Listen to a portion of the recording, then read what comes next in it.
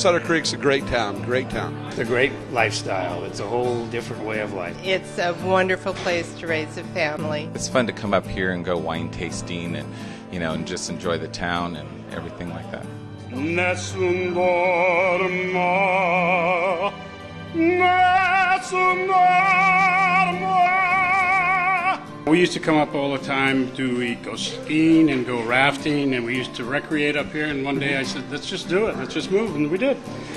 Smartest thing we ever did. And the thing I love about this community, you can do as much or as little as you want. When we first moved up here, I was a hermit for about 3 years, and then just got involved in everything. There's so many things going on here. I came up here from the Bay Area after 55 years, and I've never regretted it. It's a great place to live, great place to enjoy yourself, enjoy the countryside. A lot of tourists come into the office and say what a wonderful area this is. And we want to move here. I first came to the county in 1980 and bought a piece of property and built a house. The shops are good that line the street. We've got a combination of antique, craft, wonderful things to go and do and see around the area. I see a bright future for the community.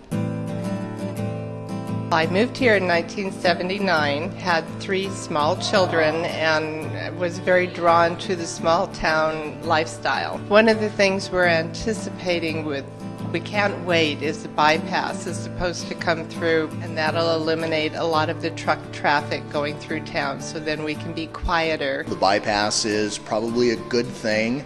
I'm a little cautious about the immediate outcome for Sutter Creek, only because when you've got that enforced traffic going through town, you've got a percentage of people that's going to stop. It can be both a bane and a boon. I think for residential real estate here, it'll be great. For the business district, if they band together and they market it properly, I think it can also be a very good thing. We still have till November the 11th or so of this year before the bypass is open. We feel that it will only enhance the town. We'll be able to close down Main Street. It will give the feeling of more the 1880s than the current day. Amador County was selected as one of the top 10 destinations in the world, not just in the United States and not just in California. There's going to be inevitable growth. Anybody that comes up here and sees this area says, I want to live here. The city council, the mayor, myself, and my staff, what we try to do is facilitate them, give them opportunities to make their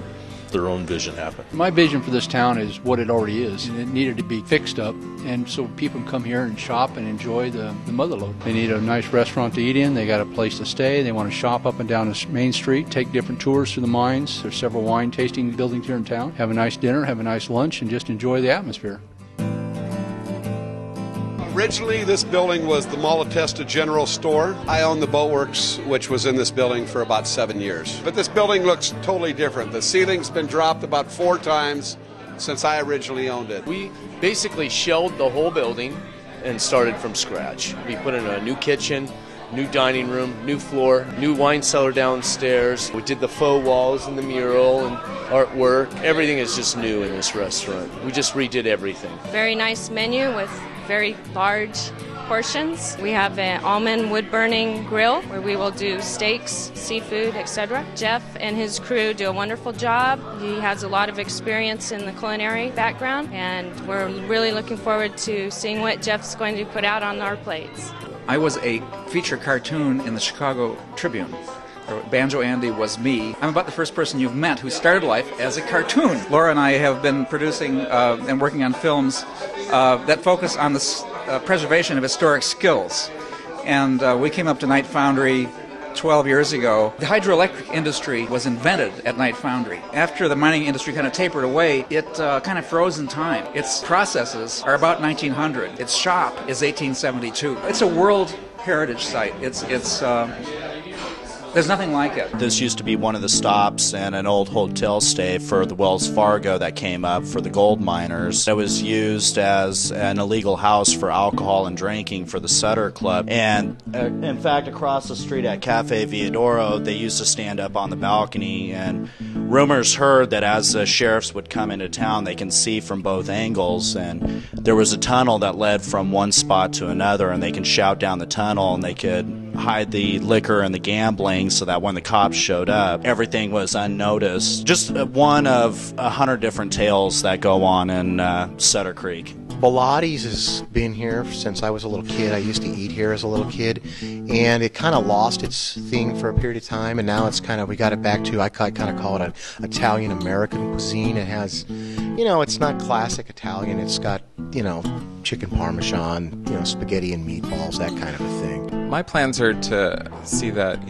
everybody that comes in here, all our guests have a really nice meal, Italian food, seafood, steaks, and then also some sandwiches, just to make it a nice restaurant for people to come and enjoy our food. Anybody that wants to get out to the old country and kind of look at it the way the 49ers did way back in the 1800s, you can kind of go along and you get a glimpse of that as you're walking down the street. You see the old buildings with the old balconies, and you see a lot of the old antiques as well as the old gold mines. There's tons of stuff to do up here. When my children went away to college, I thought maybe I'd move to the city, but I couldn't. It's good people, long-time friendships. It's a great place to live.